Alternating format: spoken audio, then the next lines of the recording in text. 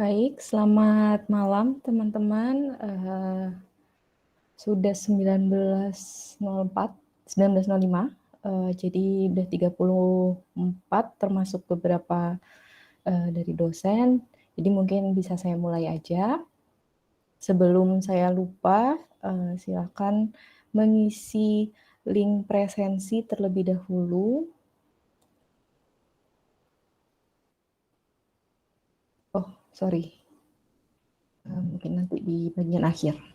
Karena ada bagian evaluasinya, tapi linknya saya taruh aja dulu biar nggak lupa. Oke, saya mulai ya. Assalamualaikum warahmatullahi wabarakatuh. Selamat malam teman-teman kelas 2022A. Sebelumnya saya mau mengucapkan selamat datang, selamat malam untuk Bu Meta selaku Ketua Jurusan Psikologi. Kemudian beberapa kolega dosen saya, Bu Nanda, Bu Ayuni, yang sudah terlihat hadir di sini. Terima kasih atas kehadiran teman-teman juga kelas 2022A pada sosialisasi pedoman akademik program kelas internasional. Ini merupakan salah satu bentuk aktualisasi saya sebagai dosen baru, dosen CPNS, ketika kami harus melakukan pelatihan dasar, kita harus mempunyai program gitu ya untuk mengaktualisasikan sesuatu di unit kerja. Nah, yang menjadi aktualisasi saya adalah pedoman akademik ini. Jadi harapannya dengan sosialisasi ini saya ingin dengar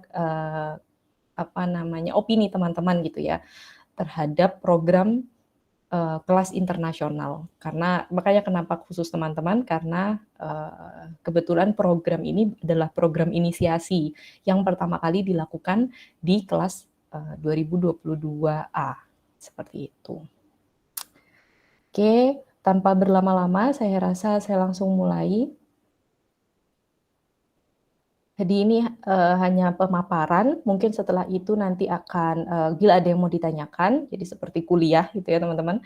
Kemudian nanti terakhir, teman-teman dipersilakan mengisi link presensi yang telah saya berikan, ditambah evaluasi dari yang sudah saya paparkan, materi yang saya paparkan terkait pedoman akademik program kelas internasional, apakah ada masukan atau mungkin saran gitu ya untuk perbaikan rancangan pedoman akademik tersebut. Seperti itu. Baik, saya mulai.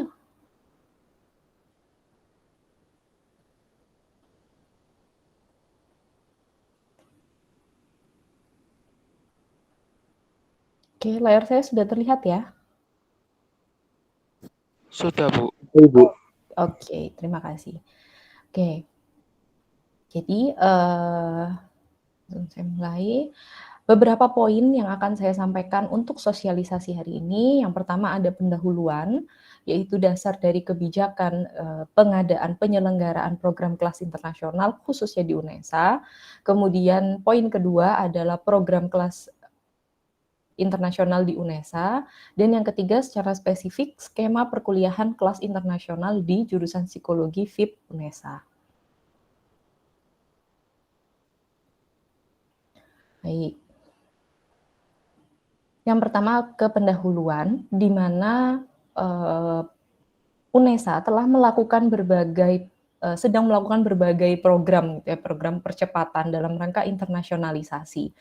Dikarenakan menurut Renstra atau Rencana Strategi Bisnis UNESA pada tahun 2020 sampai 2024 menargetkan untuk mencapai sebagai recognized regional teaching university. Itu di mana untuk mencapai ini langkah-langkah yang dilakukan salah satunya adalah penyelenggaraan kelas internasional.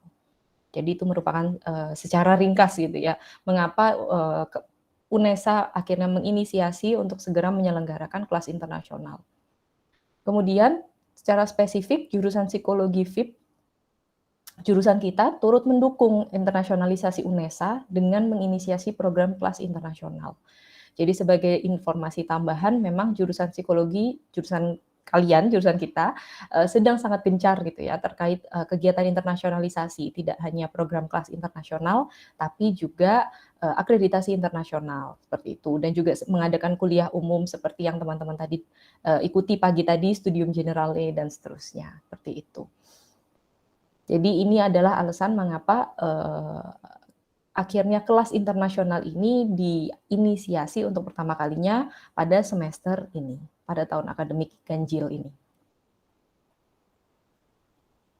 Baik, kemudian langsung jadi program kelas internasional di UNESA, sebenarnya ketika bicara tentang penyelenggaraan kelas internasional di beberapa jurusan, fakultas jurusan, sudah ada yang mengadakan seperti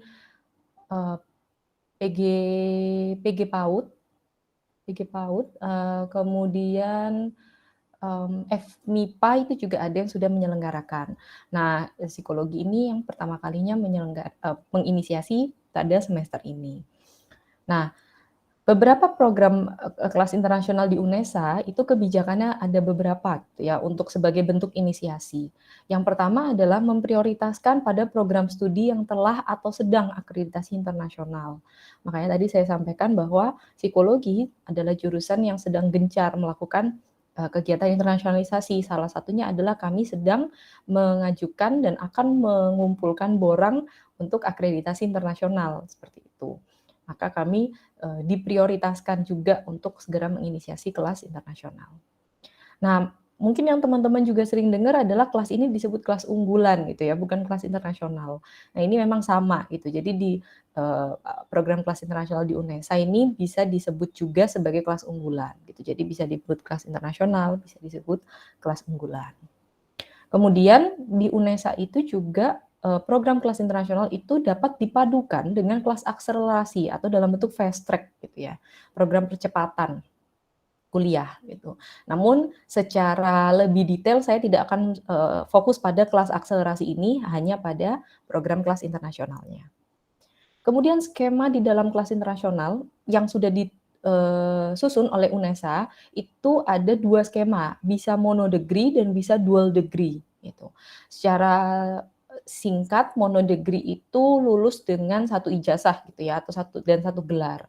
Kalau dual degree itu lulus dengan 2 ijazah, di mana dual degree itu biasanya jurusan melakukan kerjasama dengan perguruan tinggi luar negeri gitu. Jadi contohnya misalkan S1 kan 4 tahun ya, jadi dual degree itu biasanya 2 tahun di UNESA, 2 tahun di kampus luar negeri gitu. Jadi nanti ijazahnya 2, gelarnya juga 2 gitu. Jadi ini memang skema yang UNESA buat itu seperti ini. Harapannya nanti kita akan bisa melakukan dual degree gitu ya, menjalankan program dual degree. Tapi kita saat ini masih yang mono degree. Dan kedua skema ini untuk kelas internasional itu ditawarkan untuk semua jenjang sarjana dan juga jenjang pasca sarjana. Seperti itu. Jadi yang spesifik teman-teman di sini adalah jenjang mono degree yang sarjana. Oke, kemudian selanjutnya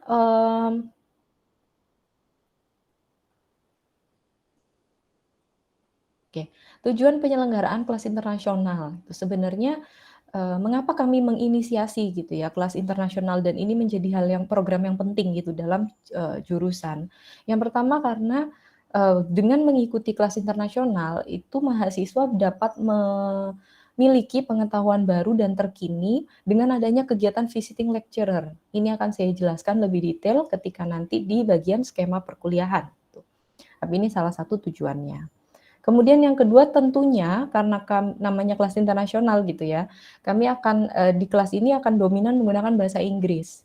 Sehingga akan menjadi sarana melatih kemampuan bahasa Inggris dan itu dalam konteks akademik dan juga dalam konteks non-akademik. Kemudian yang ketiga adalah menghasilkan lulusan yang siap berkompetisi di kancah internasional.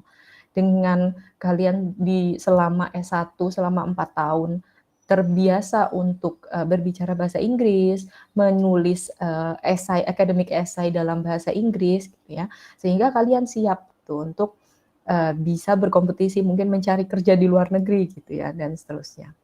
Yang keempat adalah dan mungkin ini yang sering diidam-idamkan gitu ya oleh mahasiswa yang akan lulus gitu, di mana mereka ingin mendapatkan international exposure, misalkan ingin coba beasiswa internasional seperti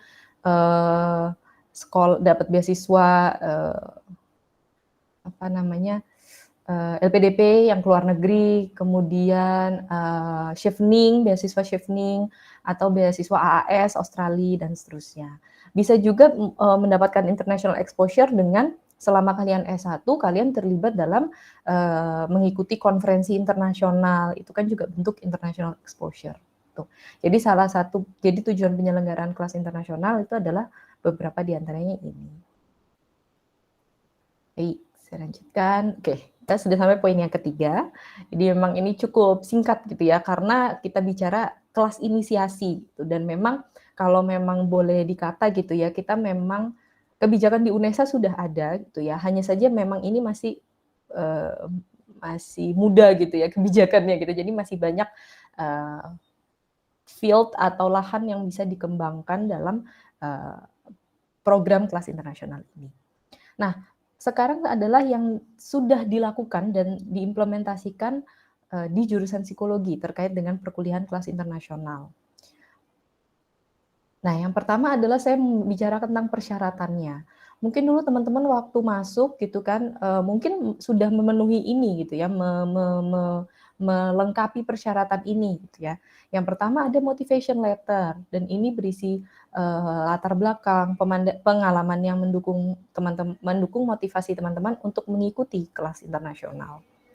Ada lagi adalah karena kalian maba gitu ya, sehingga kami membutuhkan nilai bahasa Inggris selama kalian SMA sebagai bahan pertimbangan tambahan gitu untuk melihat apakah memang capable gitu ya atau mampu untuk tergabung dalam program kelas internasional. Kemudian yang ketiga mengisi form kesediaan. Jadi kami memberikan form kesediaan dan ini harus diisi oleh teman-teman. Kemudian yang keempat ini sifatnya opsional. Jadi bila pernah mengikuti sertifikasi tes bahasa Inggris, teman-teman pernah ikut tes seperti IELTS, TOEFL, atau tes-tes lainnya, itu bisa disertakan. Jadi ini adalah 4 persyaratan ketika ingin mendaftar program kelas internasional. Kemudian ini saya lampirkan salah satu contohnya. Mungkin teman-teman kemarin belum disampaikan terkait ini waktu pertama kali masuk ya. Jadi ini adalah merupakan satu tambahan gitu ya, saya tambahkan sendiri di rancangan pedoman. Harapannya ini nanti ke depannya untuk penerimaan mahasiswa selanjutnya mungkin bisa dijadikan pedoman gitu untuk membuat motivation letter untuk pendaftaran program kelas internasional gitu. Jadi bagaimana tata tulisnya dan juga bagaimana komponennya, apa saja yang harus diletakkan, dimasukkan, seperti itu. Yang ini ya.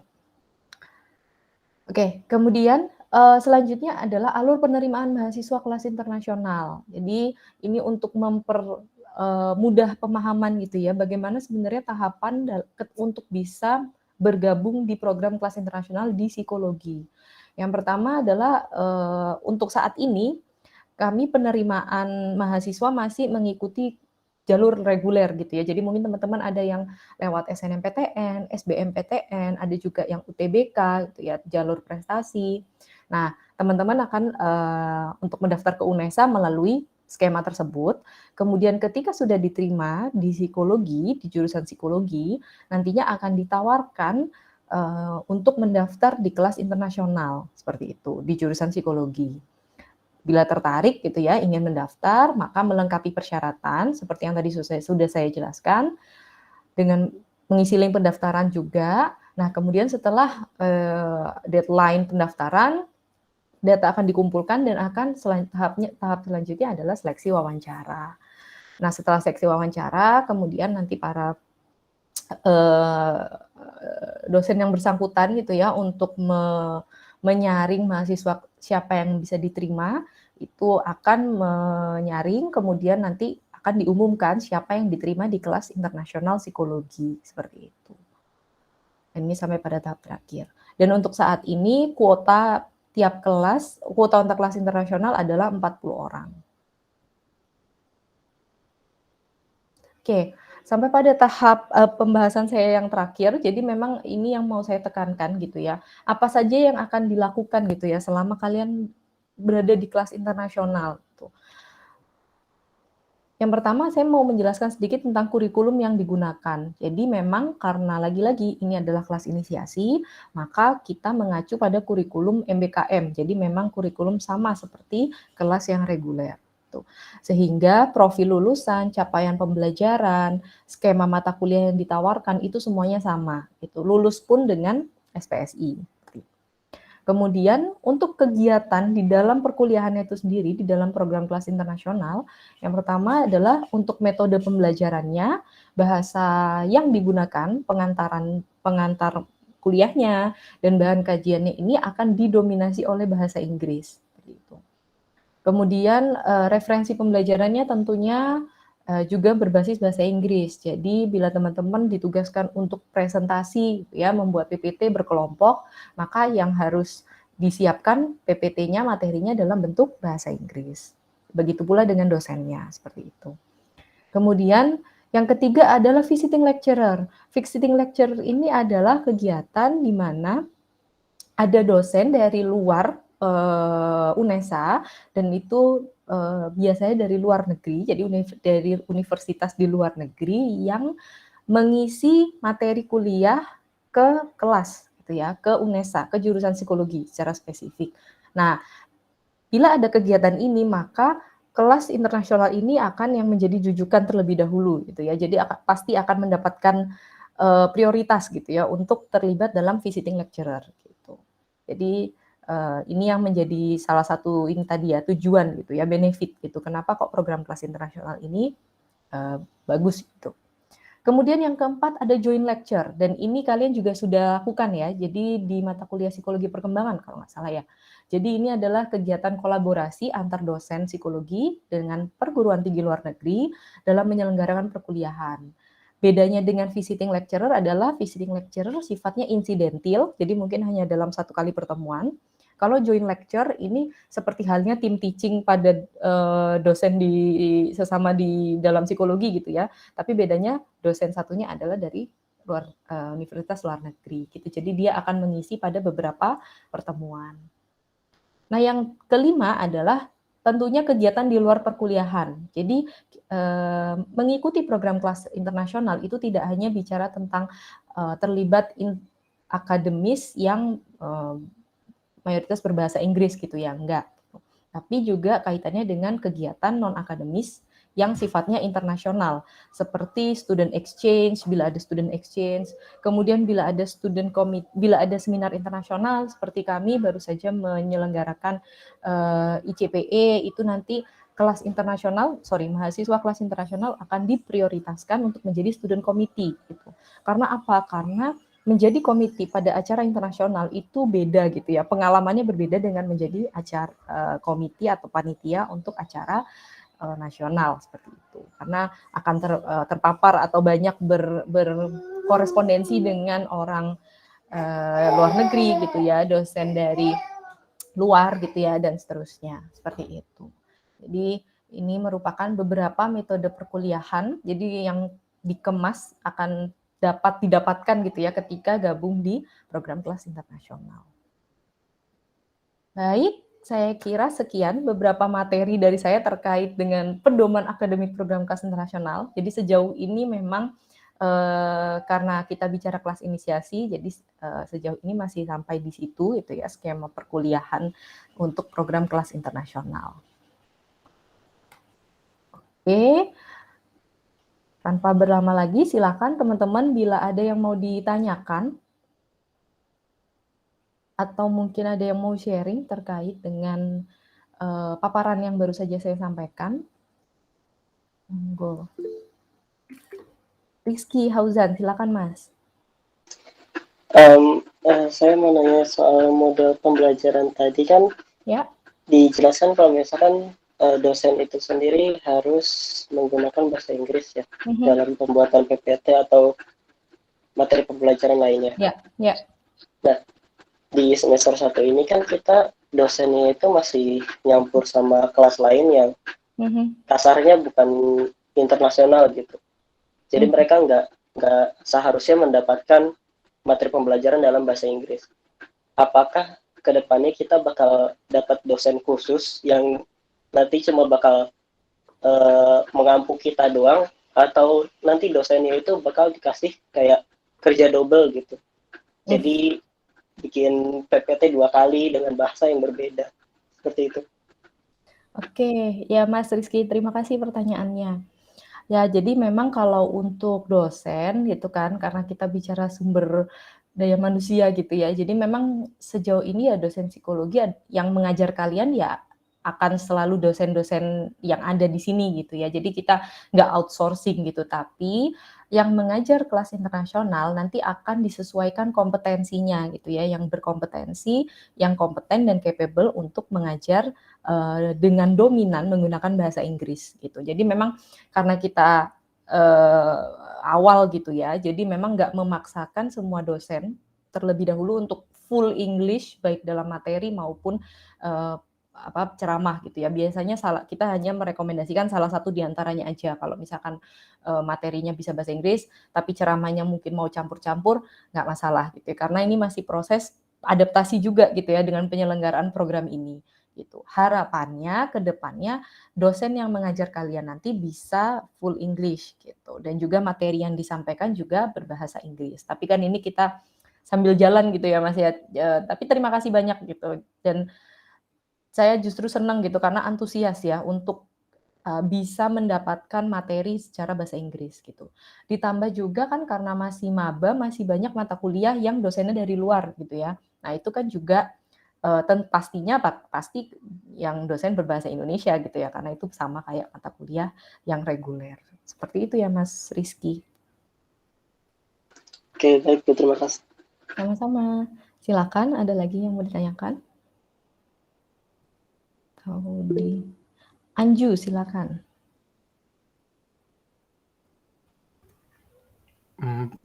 Terima kasih Bu atas kesempatannya. Suara saya dapat terdengar dengan jelas? Iya, jelas. Baik, saya mungkin sedikit curhat aja ya Bu tentang kelas unggulan atau kelas internasional ini. Sebelumnya waktu baru mendaftar ke kelas unggulan ini, ekspektasi saya itu kita akan dapat suatu briefing atau semacam ya mungkin kasarnya briefing lah untuk memasuki kurikulum-kurikulum yang berbasis bahasa Inggris atau berbasis internasional seperti itu. Jadi yang kemudian membuat saya kaget itu adalah waktu kita langsung belajar pakai wajib tugas bahasa Inggris, wajib presentasi bahasa Inggris di saat kita belum punya bekal untuk bahasa Inggris yang sifatnya akademik. Karena menurut saya, secara pribadi, bahasa Inggris yang akademik dan untuk daily conversation itu beda jauh. Jadi saya secara individu mendapati kesulitan untuk keep up sama kelas dalam hal bahasa Inggris yang akademik, Bu. Jadi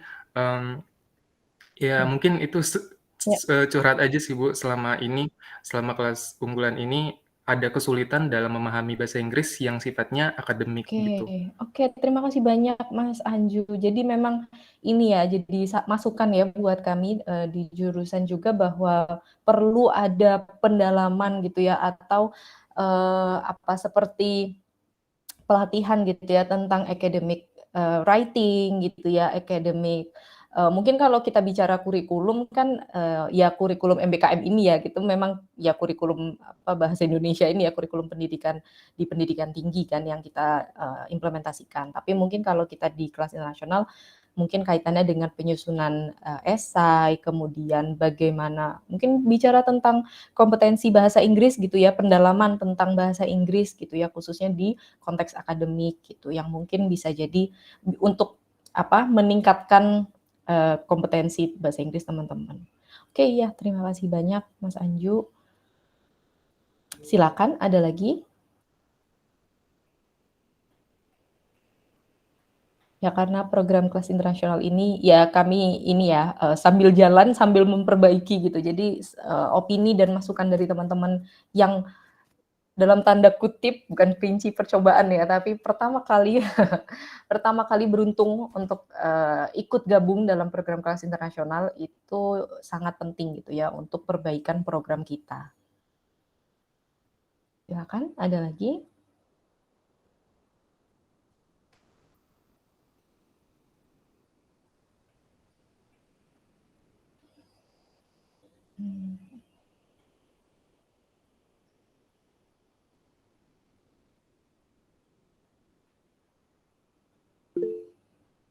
Iya, Mas Anju, silakan.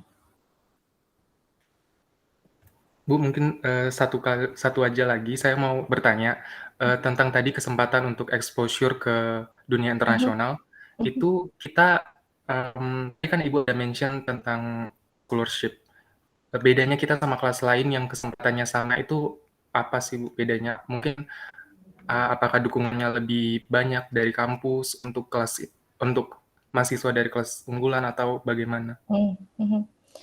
Ya mungkin maksud yang tadi saya sampaikan adalah bahwa ketika ada misalkan kami dapat info terkait dengan beasiswa beasiswa internasional gitu ya, itu mungkin nanti akan kami prioritaskan untuk disampaikan ke teman-teman. Kemudian saya rasa ini sebenarnya salah satu international exposure paling simpel menurut saya adalah bisa memperkaya, enrich your CV gitu ya. Jadi kurikulum vitae kalian tuh udah ada background bahwa saya ini S1 mengikuti program kelas internasional gitu. Yang mana itu merupakan value yang bagus gitu. Dan tidak hanya terkait dengan apa yang kalian tulis di CV sebenarnya, tapi juga ketika itu bisa ditunjukkan dengan berbagai prestasi yang kalian dapatkan gitu ya selama kuliah gitu ya, itu akan mendukung gitu. Apalagi selain scholarship itu tadi, mungkin kita juga bisa mengadakan gitu ya talk show atau tentang beasiswa luar negeri, sekolah di luar negeri gitu ya, sharing session gitu ya, yang mungkin buat teman-teman kelas unggulan khusus kelas internasional gitu, karena mungkin punya orientasi yang lebih serius lagi gitu ya untuk mencari beasiswa di luar negeri. Selain itu nyambung juga sama international exposure yang lain seperti konferensi, terlibat jadi komite di konferensi internasional, itu juga akan menjadi catatan yang bagus gitu untuk kalian mendaftar di beasiswa gitu. Jadi saya rasa itu adalah beberapa maksudnya international exposure itu adalah ke situ. Karena orientasinya kalian keluar gitu ya, internasional keluar negeri, maka selama kuliah S1 berbagai kegiatan yang ada kaitannya dengan internasionalisasi itu pastinya kalian akan dilibatkan. Seperti itu. Itu ya Mas Anju. Baik Bu, terima kasih. Oke, sama-sama.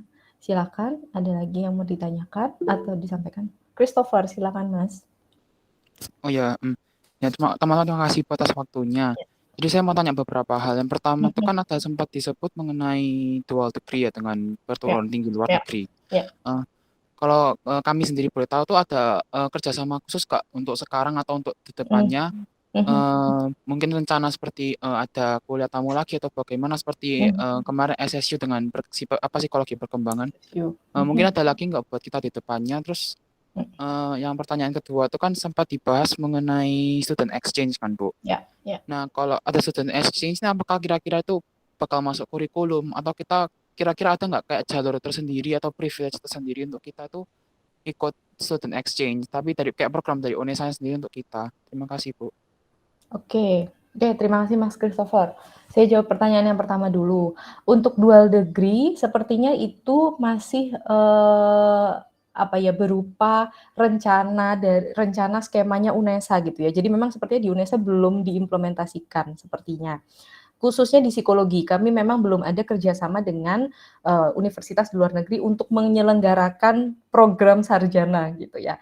Sehingga harapannya nanti ke depannya semoga gitu ya akan ada. Tapi sampai sekarang belum ada. Jadi intinya adalah belum ada kerjasama dan belum menyelenggarakan dual degree. Seperti itu. Kemudian kemudian terkait dengan visiting lecturer atau guest lecture gitu ya, itu beda sama dual degree ya Mas. Dual degree itu kita bicara tentang program sarjananya. Kalau visiting lecture atau guest lecture itu adalah program perkuliahan, kegiatan perkuliahan gitu ya, kegiatan yang ada di dalam perkuliahan. Jadi kalau guest lecture saya rasa ke depannya akan sangat banyak gitu ya. Kami akan banyak mengundang narasumber dosen-dosen dari universitas bereputasi untuk mengisi perkuliahan kalian gitu. Kemudian pertanyaan yang kedua adalah terkait student exchange ya.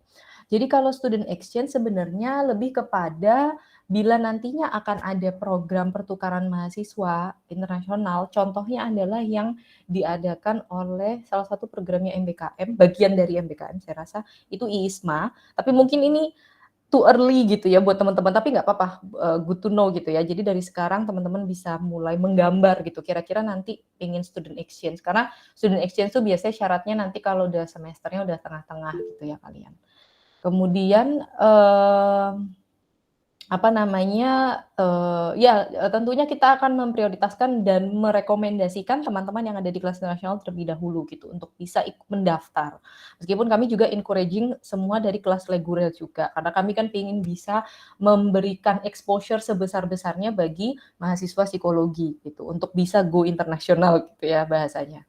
Seperti itu. Kemudian kalau dari UNESA itu juga ada VIP yang saya baru aja menjadi narasumber itu adalah summer course-nya VIP yang kerjasama dengan King Mongkut University Thailand gitu.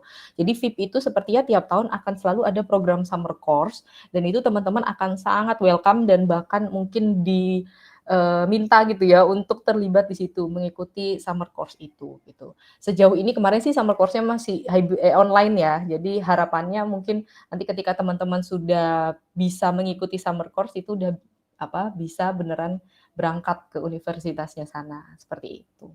Gitu ya Mas Christopher. Baik Bu, terima kasih. Sama-sama. Tadi ada yang raise hand lagi? Nggak jadi? Ya, bentar.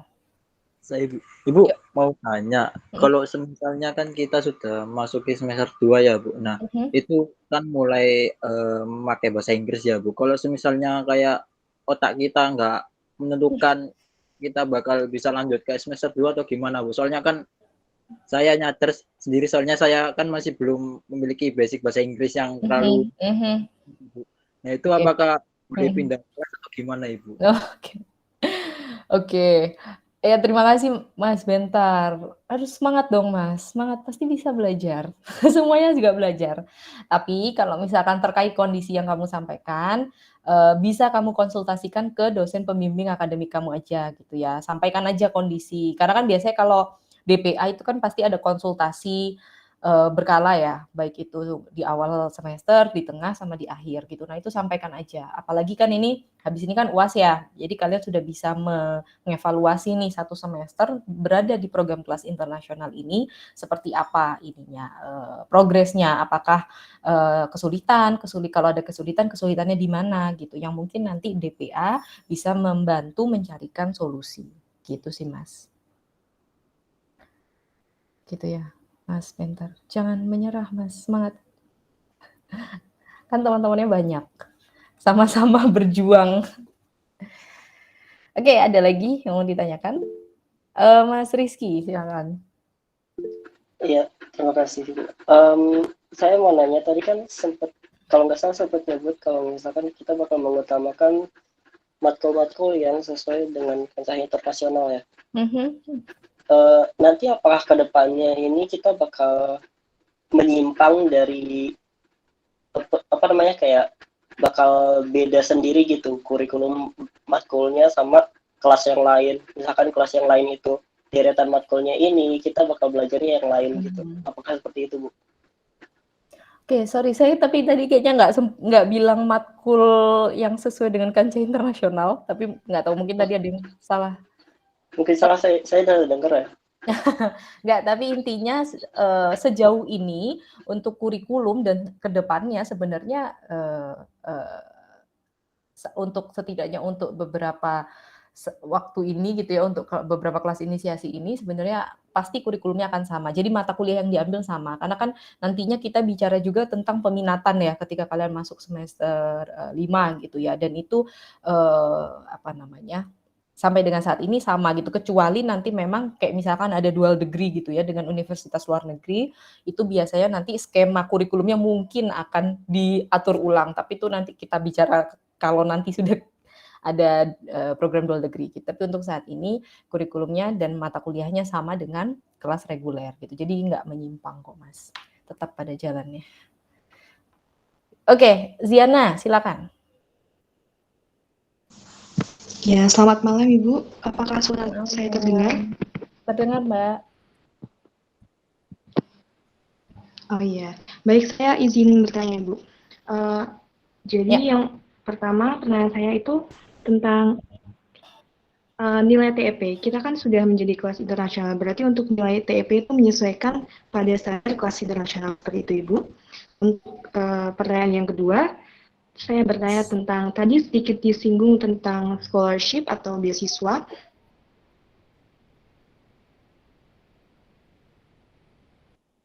Kita berminat, itu kita bisa mengajukan diri atau mungkin nanti ada anak-anak yang dipilih untuk agar bisa mendapatkan beasiswa itu.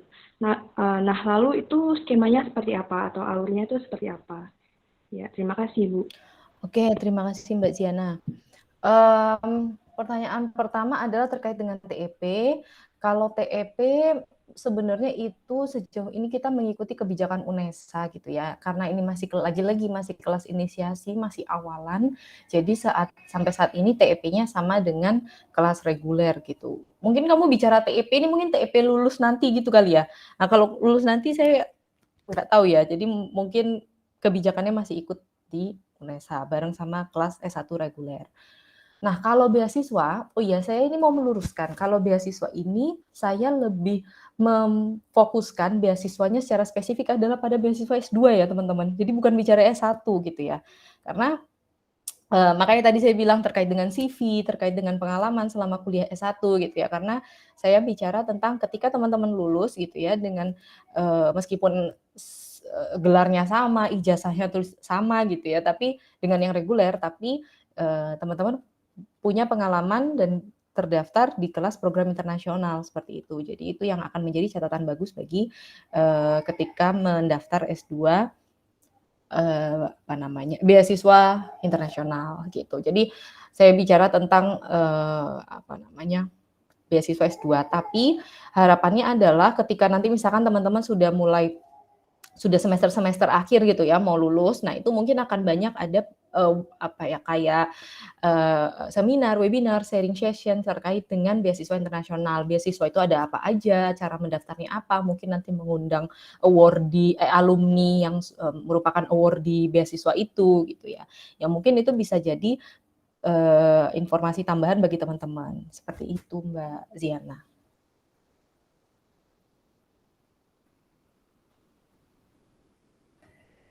Terima kasih Ibu.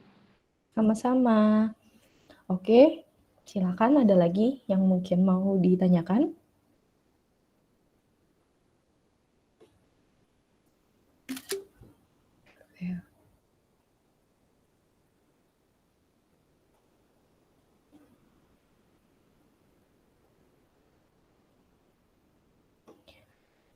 Apakah tidak ada? Atanasya, silakan Mbak. Selamat malam Ibu, ini suara saya terdengar jelas ya? Ya, terdengar jelas. Tadi kan dikatakan masalah peminatan nanti di semester 5. Ini kita kelas internasional kan baru satu kelas ini. Nanti kalau peminatan kan kita bakal berpisah kan, pasti ada yang ini, ada yang sosial segala macam. Untuk kelas internasional apa dihentikan sampai situ atau di masing-masing peminatan akan ada lagi? Terima kasih. Oke, terima kasih Mbak Atanasya. Nah, itu saya tanya bukan Bu Mita ya, bukan ke saya ya. Tapi karena ini kelas inisiasi dan kalian masih semester 1, jadi kami masih punya waktu untuk menyusun itu ya. Harapannya ya tentunya karena udah berangkat program kelas internasional, nantinya juga pasti mata kuliahnya meskipun udah per peminatan ya akan internasional juga gitu ya bentuk kelasnya gitu. Jadi semoga ya nanti akan senantiasa dibentuk gitu ya, disusun kebijakannya gitu ya, supaya tetap sama. Kan juga aneh kan Mbak sebenarnya kalau nanti udah waktunya mau peminatan balik reguler gitu ya. Ya harapannya adalah karena ini program kelas unggulan atau kelas internasional, ya sampai nanti meskipun peminatan sampai dengan lulus nanti bentuknya adalah tetap dalam kelas internasional. Monggo Bu Meta kalau ada yang mau ditambahkan, silakan. Oke, terima kasih Bu Fani atas penjelasannya dan teman-teman untuk pertanyaannya. Jadi kalau namanya kelas itu kan memang kalian kan dibuat 2022 A ya, internasional ini ada kode A, ada kode I. Jadi nanti kalau kalian menemui kode I jangan kaget ya, karena harus ada panggilannya. I itu internasional, kemudian untuk unggulan gitu ya. Nah, kan ada yang kelas A nih, kalian kelas A ya, kita putuskan internasional masuk di kelas A. Kemudian ada yang di kelas B, C, dan seterusnya. Itu kan tetap ya, terus sampai anggaplah ada mata kuliah pilihan itu tadi ya. Kalau misalkan mata kuliahnya bertukar ya kita akan tetap upayakan untuk ada di internasional, tapi toh itu juga hanya akan berjalan 1 semester gitu ya. Sama seperti PKL, apakah saya akan PKL internasional? Ya itu nanti tergantung perusahaan yang akan kalian pilih kan gitu ya. Alhamdulillah kalau dapat perusahaan internasional ya, tapi kan tidak harus seperti itu. Saya pikir lebih pada perkuliahannya. Jadi kalau misalkan nanti mata kuliah pilihan ya, ya kita upayakan ya Bu ya untuk, karena pilihan itu nanti bisa, satu kelas ini bisa kemana-mana kan, ada yang berbagi 5, dan itu mungkin akan sulit gitu ya kalau harus kita susun. Tapi sejujurnya program ya sebenarnya sampai skripsi. Jadi anggaplah mungkin nanti mata kuliah kalian untuk pilihan itu kembali ke bahasa campur gitu ya. Tapi ketika skripsi itu kalian tetap masuk berstatus sebagai mahasiswa kelas unggulan, kelas unggulan atau kelas internasional. Itu sih yang bisa saya jawab. Bu Fania, terima kasih. Terima kasih banyak Bu Meta. Seperti itu ya Mbak Atanasya. Ya Bu, terima kasih. Bu Meta juga terima kasih. Ya, semangat. Oke, silakan, ada lagi yang mau ditanyakan?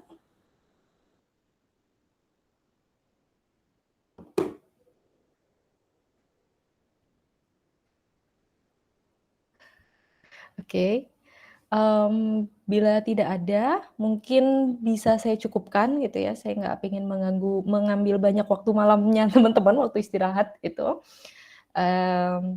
Saya mau mengingatkan lagi untuk mengisi link presensi dan evaluasi. Nanti saya kirimkan lagi ke Christopher, mungkin biar bisa di-share ke grup kalian gitu ya, supaya bisa ingat gitu. Kemudian saya rasa cukup. Terima kasih banyak atas partisipasi teman-teman. Terima kasih banyak Bu Meta, terima kasih banyak Bu Ayuni yang telah hadir, Bu Nanda juga yang telah hadir pada sosialisasi saya, dan Bu Nia, ada Bu Nia juga. Terima kasih. Dan juga teman-teman atas berbagai pertanyaannya dan masukan yang sangat bermanfaat bagi kedepannya kami khususnya jurusan untuk mengimprove dan meningkatkan program kelas internasional di jurusan kita gitu ya. Oke, kalau begitu saya akhiri sosialisasi hari ini. Terima kasih banyak teman-teman. Assalamualaikum warahmatullahi wabarakatuh. Selamat malam. Waalaikumsalam. Terima kasih Bu. Terima kasih semua. Terima kasih. Oh yeah, I have to stop the recording.